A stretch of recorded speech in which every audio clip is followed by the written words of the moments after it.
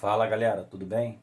Vou trazer para vocês aqui matrizes energéticas mundiais. Sou o professor Fernando Torres, vem comigo. Vou trabalhar nesse vídeo as matrizes não renováveis, tá? Boa aula a todos, prestem bem atenção. Aqui nós temos várias fontes de energia, né? Desde o sol, vento, petróleo, né? Aí de novo o vento aqui é a energia solar também.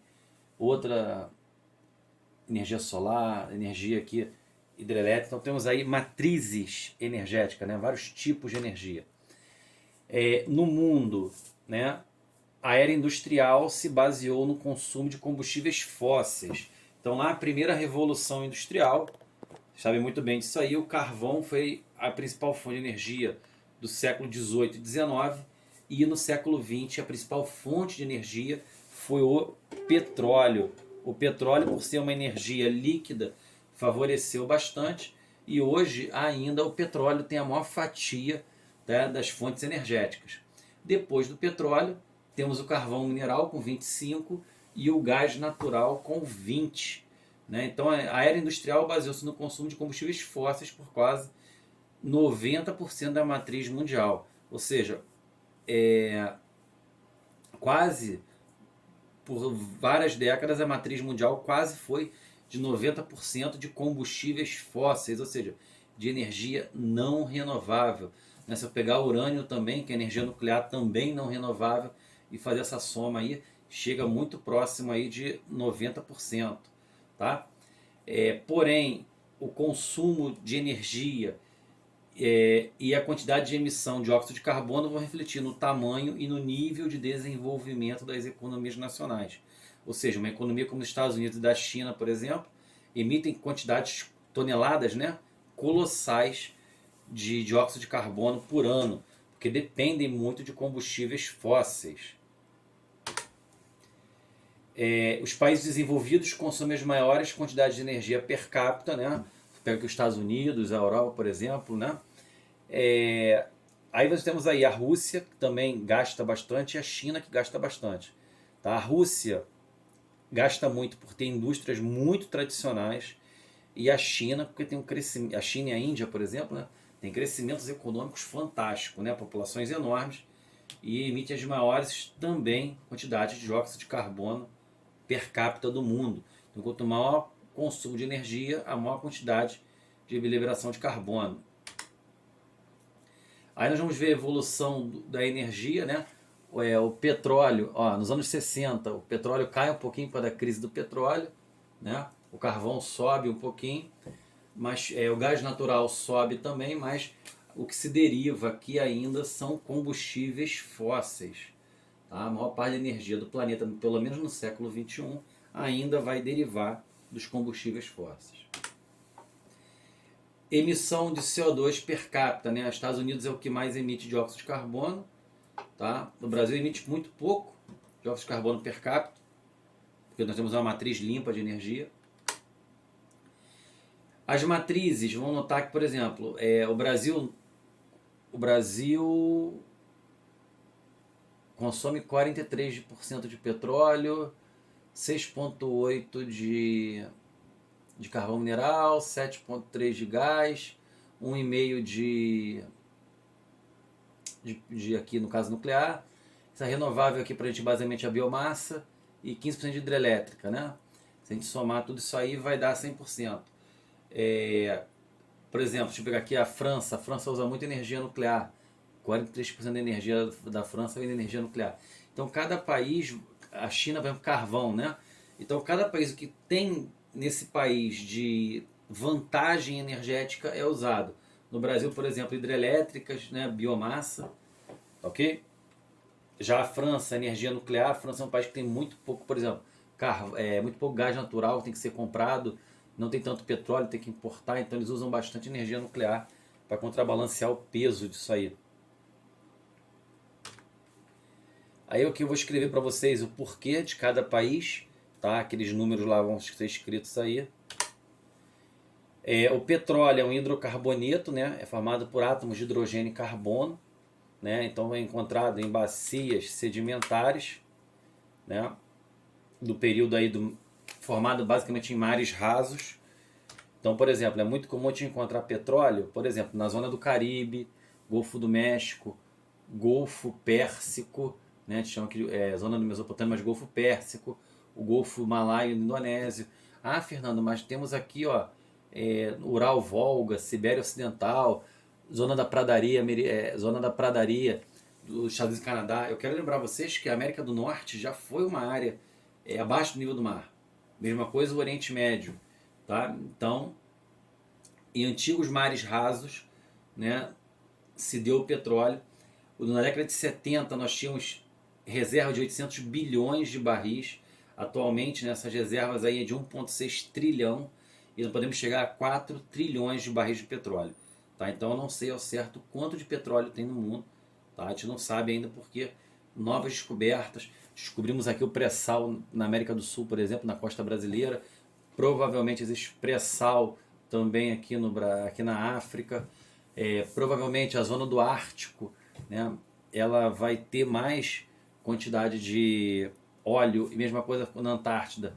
A partir do momento que houver de gelo e nós podemos explorar essas regiões glaciais, então nós temos uma média aí, tá, de 4 trilhões de barris de petróleo. Então nós temos petróleo pelo menos para 70, 80 anos. É claro que desse tudo aí, o Oriente Médio é a região do planeta que mais tem petróleo, né? 2/3 do petróleo mundial e 1/3 do gás se encontra no Oriente Médio, tá? Aqui eu boto 40 anos aqui, mas assim, a gente pode ler aí novas reservas, né? Isso aí trabalha com a gente aí, hipótese de ter petróleo por mais 70, 80 anos. Temos aí os maiores produtores, os maiores consumidores e as maiores reservas, né? Vamos lembrar que o maior consumidor hoje é os Estados Unidos, seguido da China. E as maiores reservas é a Venezuela e a Arábia Saudita, né? Lembrar um pouquinho da Venezuela para vocês, vamos lembrar que a Venezuela ela é palco hoje de apreensão americana, de interesse americano, né? Sobretudo na Venezuela pela proximidade do petróleo.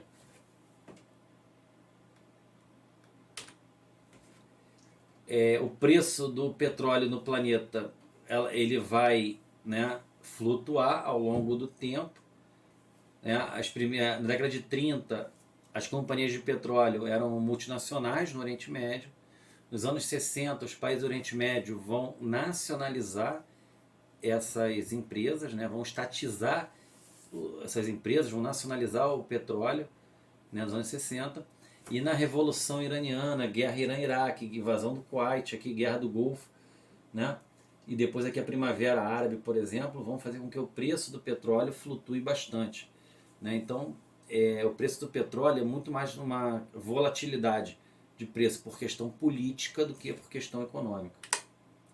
Aí que eu falo dos anos 80, né? Vocês dão uma lidinha aí, vocês vão entender um pouquinho melhor. Tá? Aí eu vou explicar para vocês as guerras, como as guerras e o crescimento da China, por exemplo, fez com que o preço do petróleo aumentasse ao longo do tempo. A partir de 2014, 2015 para cá, o que acontece? Os americanos descobrem que eles conseguem tirar óleo do xisto. Xisto é uma rocha cheia de petróleo aqui dentro. E eles conseguem isso com fracking, né? Que no caso seria a injeção de água pressurizada em camadas do subsolo para levantar o xisto. Tá? Isso faz com que o preço, né, do petróleo caia, porque você tem aí a produção de óleo a partir do xisto. Aí temos aí reserva de gás de xisto no mundo, né, ou de óleo de xisto. Tá? A China aí tem um percentual em trilhões de metro cúbico imenso. Né? Os Estados Unidos também tem a segunda maior reserva de óleo de xisto. Tá? Então é bastante considerável aí o óleo de xisto. Já o carvão mineral é um hidrocarboneto sólido, foi formado pelo soterramento de antigas florestas, bem mais antigo do que o petróleo, no período paleozoico, durante o período carbonífero. Aqui temos a formação do carvão, ou seja, a matéria orgânica vai sendo soterrada, vai aumentando pressão, temperatura, o carbono vai aumentando, diminui a quantidade de água e vai formando carvão de melhor qualidade, no caso o antracito.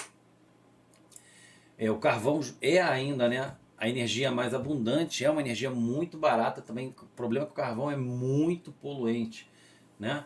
Só que a maior parte das reservas de carvão está no hemisfério norte. Tá? Estados Unidos, Canadá, Europa, China, Índia e Rússia, né? São aí os principais produtores de carvão mineral do planeta. À medida que o preço do petróleo aumenta, consequentemente o consumo do carvão aumenta, né? A China é o maior produtor de carvão do mundo, também é o maior consumidor de carvão do mundo. O carvão é muito poluidor, a China é a maior poluidora, né? Depois dos Estados Unidos, a Índia, que consome, Rússia, consome carvão demais. Tá? Podem provocar, por exemplo, chuva ácida, né? Que é um problema do carvão. O carvão é muito rico em enxofre. Outro combustível fóssil importante é o gás natural, né? Ele é associado ou não ao petróleo. Quando é associado ao petróleo é poço molhado. Quando é só gás natural, a gente chama de poço seco, né? Tem grande valor energético, ele é mais limpo. Então o carvão ele tem uma série de vantagens sobre o petróleo e sobre o gás. Porém, ele tem uma desvantagem, que é o transporte, né? Então, basicamente, o comércio internacional do gás se dá a partir da proximidade geográfica. Por exemplo, a região de Alberta, no Canadá, está levando o gás natural para os Estados Unidos. Os americanos compram o gás do Canadá. O gás da Rússia, né, passa aqui pela Ucrânia, por isso que os russos têm aqui na Ucrânia uma dependência da Ucrânia, uma importância da Ucrânia geoestratégica muito grande. Então aqui passa pela Bielorrússia, que é outro país também estratégico também, e a Ucrânia, e chega até a Europa, né, o gás proveniente da Rússia. Então torna-se a Rússia o maior exportador e a União Europeia a maior importadora de gás natural do planeta. E no caso do Brasil, né, o Brasil depende do gás, né, que vem em parte da Argentina e grande parte do gás vindo da Bolívia, né? Então eles usam até o gás como pressão política também, né? O Brasil depende de gás, o Brasil depende de energia elétrica, depende de matrizes de transporte, tá? Usar o gás natural. E vou parar por aqui, gente, que eu queria trabalhar com vocês energia nuclear. Vamos trabalhar energia nuclear rapidinho. Energia nuclear também é uma fonte não renovável, né? Só que a maior parte do mundo, por exemplo, tem muita vantagem a energia nuclear. Por exemplo, 1 grama de urânio produz a mesma coisa que... Eu falo 1 quilo de urânio, fica mais fácil. 1 quilo de urânio, 1 quilo de urânio é a mesma coisa que você queimar 150 toneladas de carvão sem emitir dióxido de carbono para a atmosfera. Poxa, bacana. Porém, ele é muito cara, né? Tanto para instalar a energia nuclear, quanto para produzir a energia em si. Tá? É muito caro, requer muita tecnologia e basicamente a energia nuclear é basicamente típica de países desenvolvidos. Claro que Índia, Brasil, Argentina, né, são países, não sei se é China, acho que é China não, mas eu sei que tenho certeza que Brasil, Argentina e a Índia têm usinas nucleares. Tá? A energia nuclear ainda tem uma produção interessante. Na França, produz 75% da energia elétrica francesa, para vocês terem uma ideia. Tá? Porém, nós temos aí 2 coisas importantes. Primeiro, acidentes, tá? que houve nos Estados Unidos, na Ucrânia, no Japão. A questão da radioatividade, que demora milhares de anos para se dissipar. E o destino do lixo atômico, tá? Onde nós vamos colocar o lixo atômico. Então, esses impactos ambientais aí são problemas para o uso de energia. A França depende muito da energia nuclear, porém a Alemanha vem substituindo pela energia eólica. Os alemães vêm gastando bilhões por ano e transformando uma energia, né, não renovável em energia renovável. Tá ok? Espero ter ajudado para vocês. Vamos começar com as fontes não renováveis. Próxima aula, fontes renováveis.